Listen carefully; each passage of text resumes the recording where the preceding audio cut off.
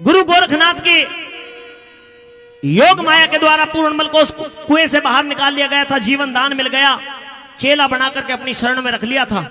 और कुछ समय बीत जाने के बाद में पूर्णमल को एक रोज गुरु गोरखनाथ ने आदेश कर दिया था कि बेटे तुझे अपनी माता के चरण स्पर्श करके आने हैं, अपनी माता के चरण छू करके आने। तो गुरु की आज्ञा पालन करके पूर्णमल कहां अपने राज के अंदर पहुंचते हैं, उस बाग के अंदर पहुंचते हैं, जो बाग जिस समय जल्लाद पूर्णमल को कत्ल करने के लिए लेकर गए थे, उस बाग के अंदर से गए थे। पर जब पूर्णमल के शरीर को काट कर आए तो बाग मुरझाया हुआ सूखा हुआ मिलता है। आज 13-14 साल बीत जाने के बाद में पूर्णमल का कदम रखा गया है उस बाग के अंदर।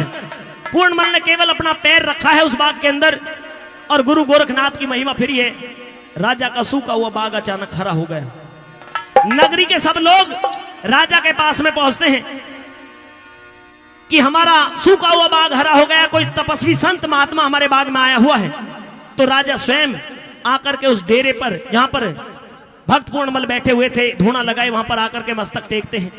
राजा की आंखों में आंसू भरे हुए रोने का कारण पूछा तो बताते हैं कि मेरी न्यू आंखों में पानी है गुरु, मैं निर्भाग मरा को न्या, जंगल का बाग हरा हो गया, मेरे घर का बाग हरा को न्या। अपने उस बात को तो नहीं बताया कि मैंने बेटे का कत्ल करवा दिया, लेकिन ये पूछते हैं कि मेरे नगरी के अंदर तो आज सूनापन है महाराज, ये जंगल का बाग ही तो केवल हरा हुआ है। हुआ ये राजा के मंत्री ये सोच करके कि जब इतना तपस्वी संत बाग में आया है तो क्यों ना बड़ी रानी इंचरादे को भी पूर्णमल के यानी कि उस संत के दर्शन करवाए जाएं। राजा के मंत्री लेकर के बड़ी रानी इंचरादे को बाग के अंदर आते हैं, और जब पूर्णमल ने अपनी माता को आते हुए देखा, धूने से आसन से खड़े हुए और जाकर के मां के चरणों को हाथ लगाया।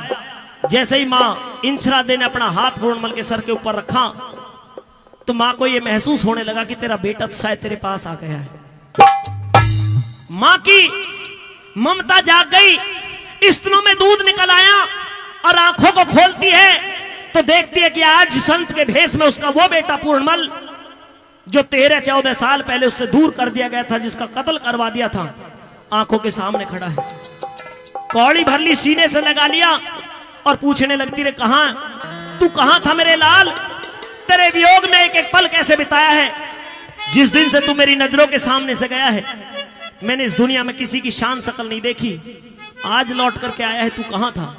तो पूर्णमल भी बताते हैं कि मां मेरा कोई दोष नहीं था, मौसी ने झूठा आरोप लगाया था मेरे ऊपर और मेरा कत्ल करके मुझे कुएं के अंदर डाल दिया था। मुझे गुरु गोरखनाथ ने जीवन दान देकर के आज यहां पर भेजा है। राजा शालभान भी पहचान गए कि मेरा बेटा पूर्णमल आया है। हाथ जोड़ करके खड़े हुए और कहने लगते हैं कि बेटे इस फकीरी बाणे को तार करके और शालकोट का राजा बन जा। तो वहां पर दोनों के बीच में कैसे सवाल और जवाब होते हैं सुनेंगे इस रागनी के द्वारा। चल तार फकीरी बाणा बेटा, मैं तराज सौंप दूं सारा,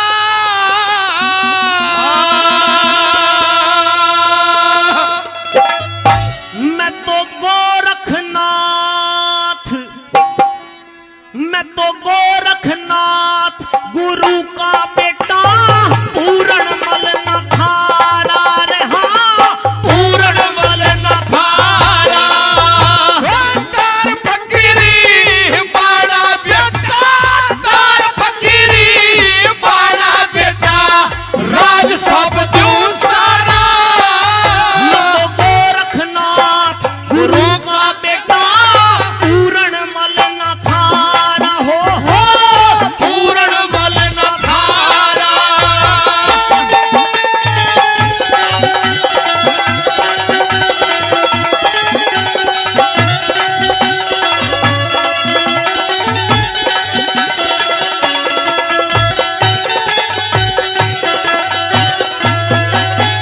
क्या मात पिता की पूर्ण बेटा, मात पिता की पूर्ण बेटा, याद रही ना मन में, मैं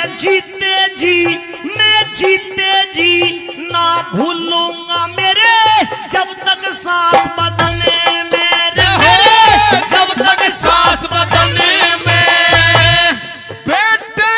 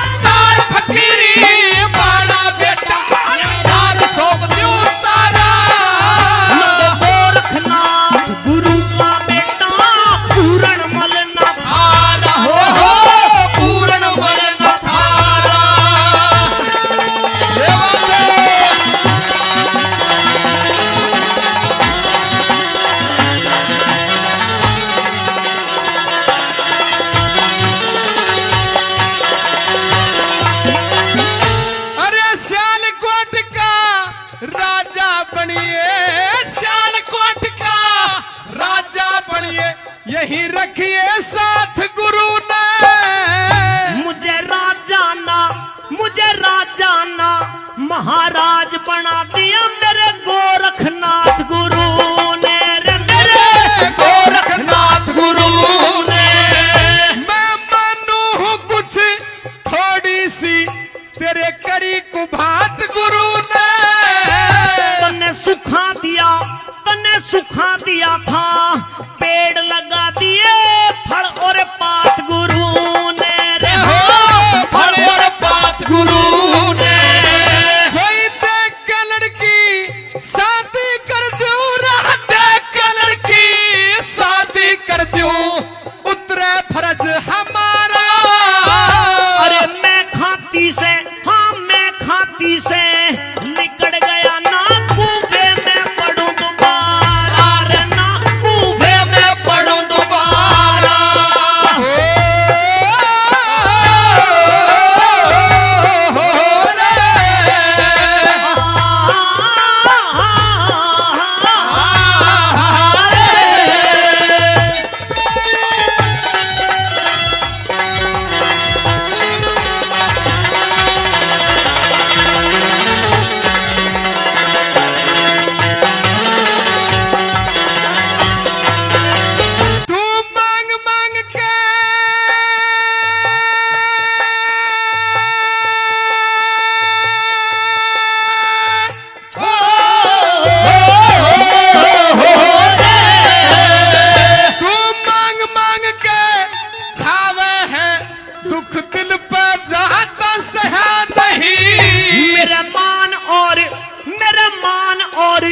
अपमान का चक्कर अब हृदय अंदर रहा नहीं, हृदय अंदर रहा नहीं। तन मात पिता समझावे थे पर पूर्ण मान्य कहा नहीं। मेरे मात पिता गुरु गोरख हैं तेरे हृदय अंदर दया नहीं, तेरे हृदय अंदर दया नहीं। ना दिल से होता जुदा मेरी, ना दिल से होता जुदा मेरी, तू तो है आंखों का तारा।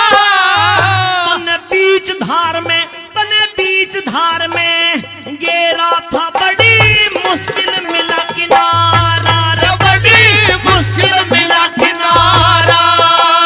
तार फकीरी बड़ा बेटा, तार फकीरी बड़ा बेटा, राज सौंप दूं सारा।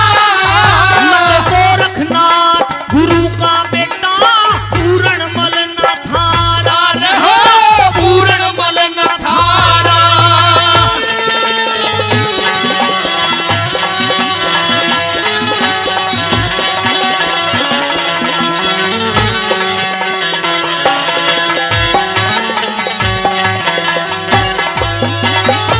मेरी आँखों में जल भर आया, आँखों में जल भर आया, वह समय आतना आता। हो कौन किसी